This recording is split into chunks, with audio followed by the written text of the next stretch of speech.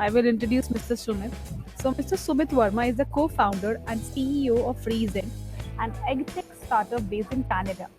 Before starting Reazent, Sumit worked in the chemicals industry for over 16 years in different parts of the world. Throughout his career, he spanned startups and corporates. He has strived to discover the unmet needs of businesses and consumers and to bring the appropriate solutions to fulfill them. He has a bachelor's degree in engineering from IIT Roorkee and a master's degree in management from Stanford University. Thank you so much for inviting me to this important conference. My name is Sumit Verma.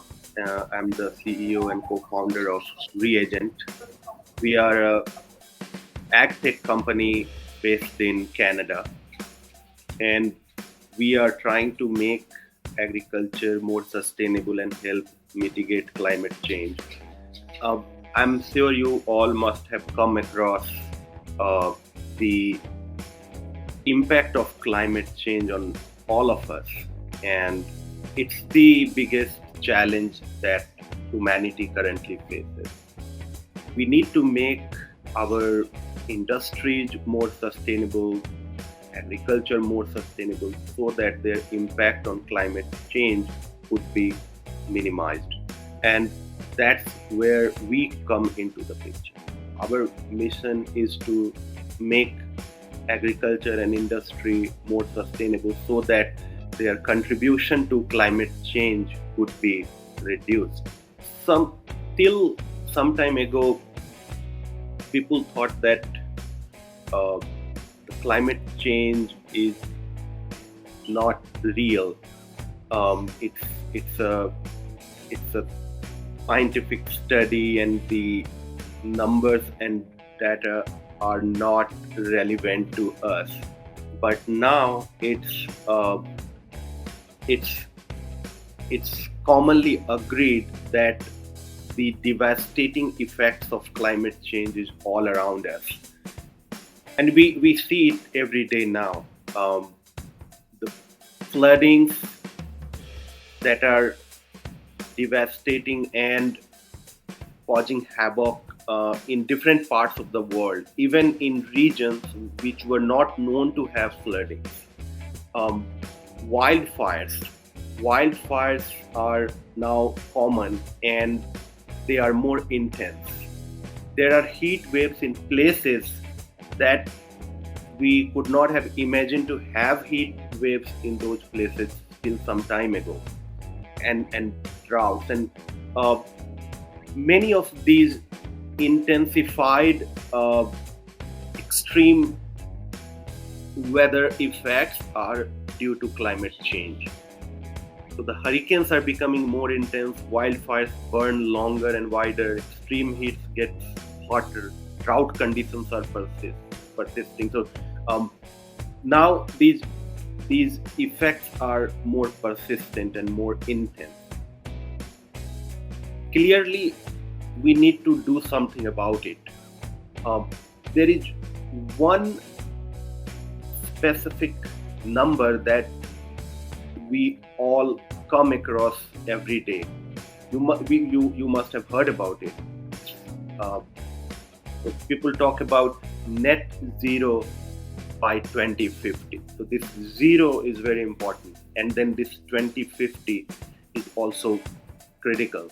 And then there is another number called 1.5 degrees Celsius. So it's now commonly agreed that our environment is going to heat up by more than 1.5 degrees Celsius, and by more than 1.5 degrees Celsius, and now the effort is to keep it at 1.5 degrees Celsius. That's our most important number today, and to achieve that, we need to meet net zero goal by 2050, which means that our net emission, net greenhouse gas emissions should be zero by 2050. Then only we can keep the global rise in temperature uh, by, to 1.5 degrees Celsius and not let it go beyond 1.5 degrees Celsius. Because if we let this global temperature rise above 1.5 degrees Celsius, these effects are going to get intensified even further. So we have a big challenge before us. And you might be aware that agriculture is one of the biggest contributors to climate change, both through direct and indirect emissions. Agriculture contributes to greenhouse gas emissions such as carbon dioxide and nitrous oxide. In fact, according to one estimate, the total contribution of agriculture to greenhouse gas emissions is 10% of the total global emissions, which is huge. And why this is so? It's because in agriculture, farmers use different types of inputs to keep growing crops for all of us, to continue to feed us. These synthetic inputs are fertilizers and pesticides, and these fertilizers and pesticides have petrochemicals origin. They come from fossil fuel sources, and so these inputs have carbon footprints. Additionally, agriculture also emits other greenhouse gas emissions directly, not through the use of high carbon footprint inputs, but also contributes to climate change through direct greenhouse gas emissions. So the agricultural land, through various processes, emits nitrous oxide, which is even more lethal greenhouse gas emission than the carbon dioxide. So agriculture is a big contributor to climate change, and we try to minimize agriculture's impact on climate change. So what we do is we make agricultural inputs such as fertilizers and pesticides that have less carbon footprint than their synthetic counterparts. But it's not that simple. There is a problem. And what's that problem? Now, this gentleman was the US Secretary of Agriculture in 70s, and he famously said that in the context of the United States, before we go back to organic agriculture in this country, somebody must decide which 50 million Americans we are going to let starve or go hungry. What was he saying? He was saying that organic agriculture, which means that use of sustainable inputs, the kind of inputs that we are currently developing, and other such sustainable inputs, look great. They have good effects on environment. They are good for environment. They have good societal impact. Everything is fine, but can it help feed our growing population? Because it's a general consensus that sustainable or organic inputs are inefficient. So say today all the growers replaces their synthetic fertilizers with a sustainable replacement. Is that feasible? The problem is unfortunately not, because these sustainable inputs will be good for the environment, but it will reduce the agricultural productivity. And that's what Earl Bird was alluding to in this quote.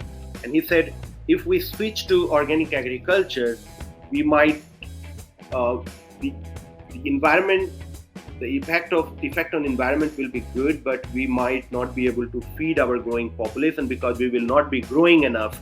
The agricultural productivity will go down, and maybe we will starve our population.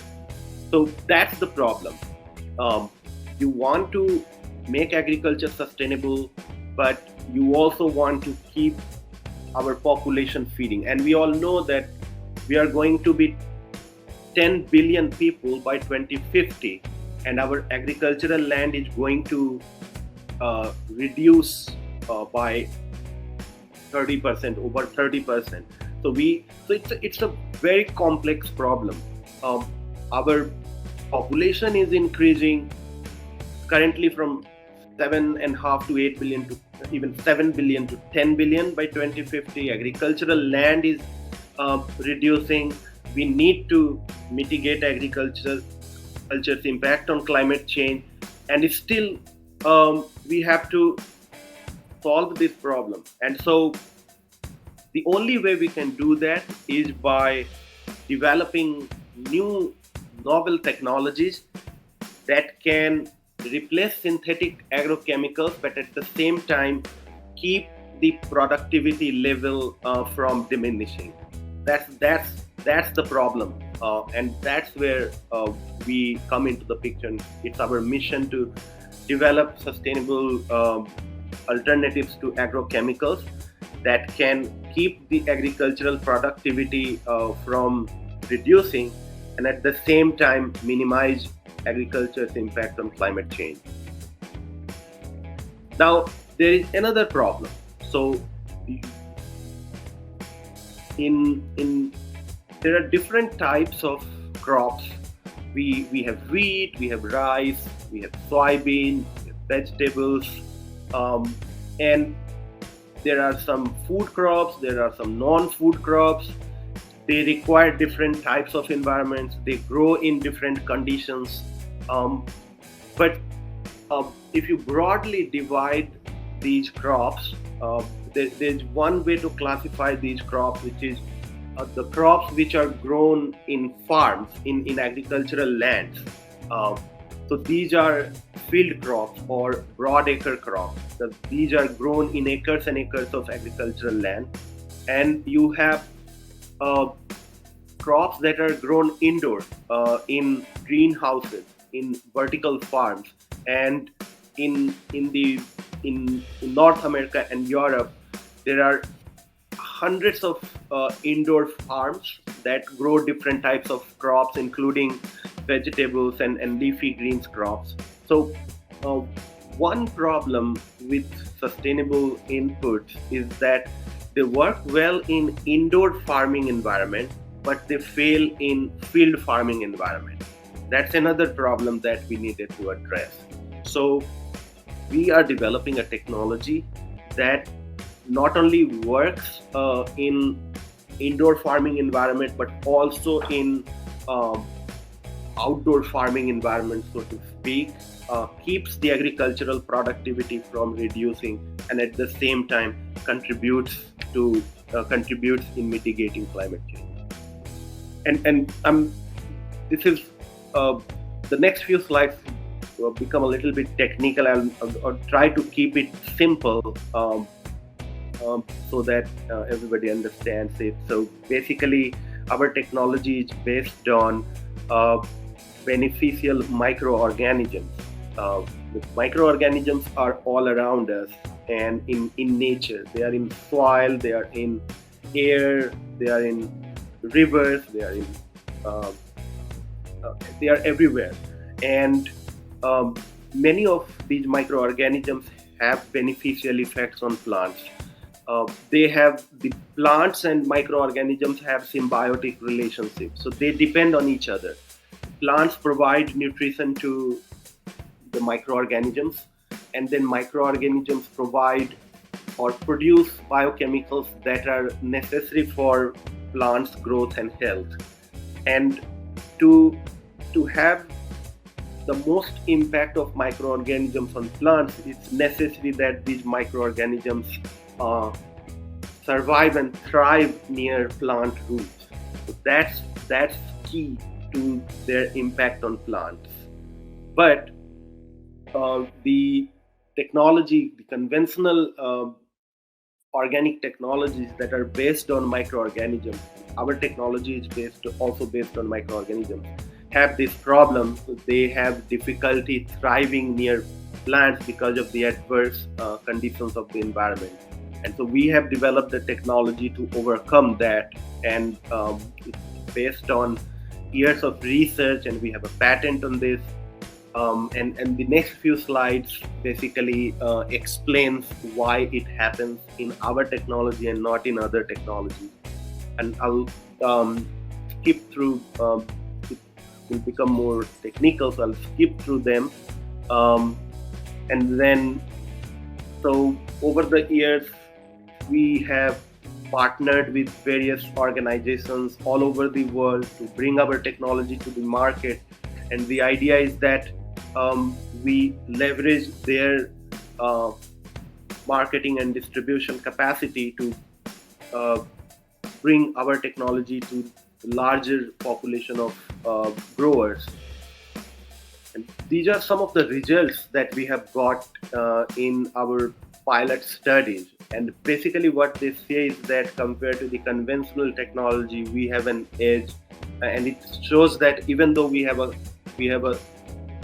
sustainable inputs company, our technology is based on it's a sustainable technology.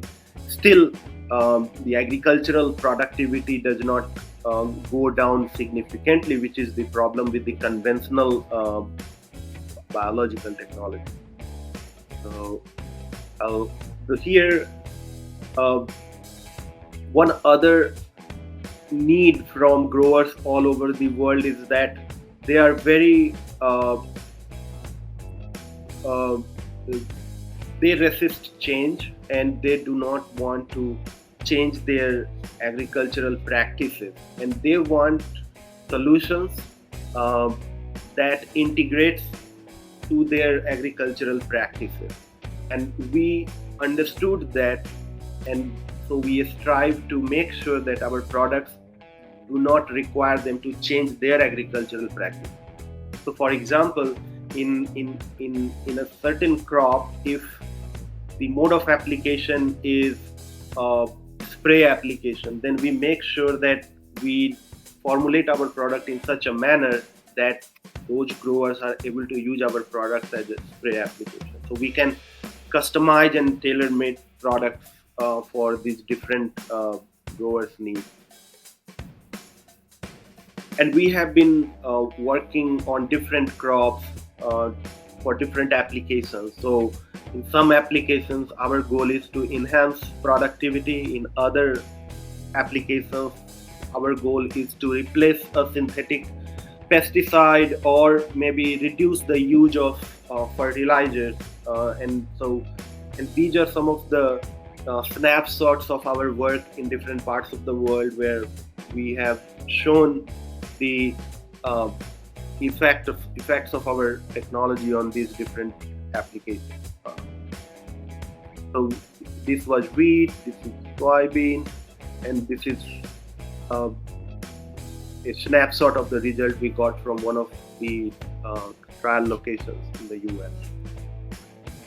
And as I mentioned in the beginning, we are not only making products for broadacre or field farms, but also for indoor farms.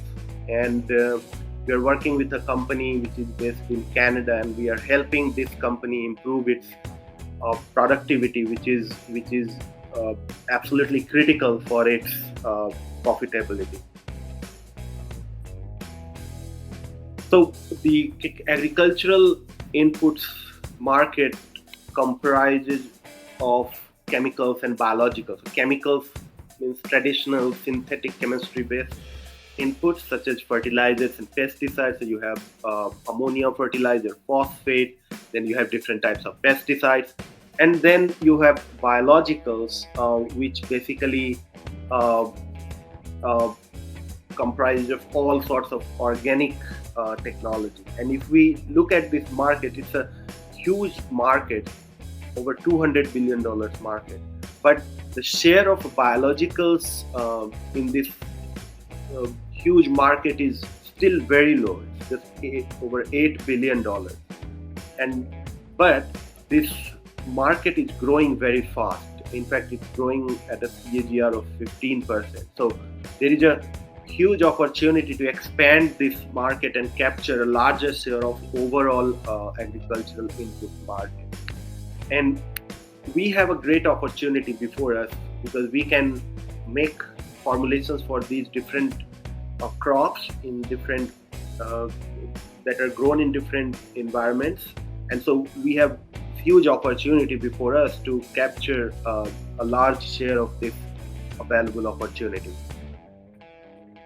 And this is our core team. So as I mentioned, work in the chemicals industry for companies such as Ciba and Ashland, and I in different parts of the world. And then we have our co-founder Dave Warner, who comes from the agriculture background and has prior experience in bringing these types of technologies to the market.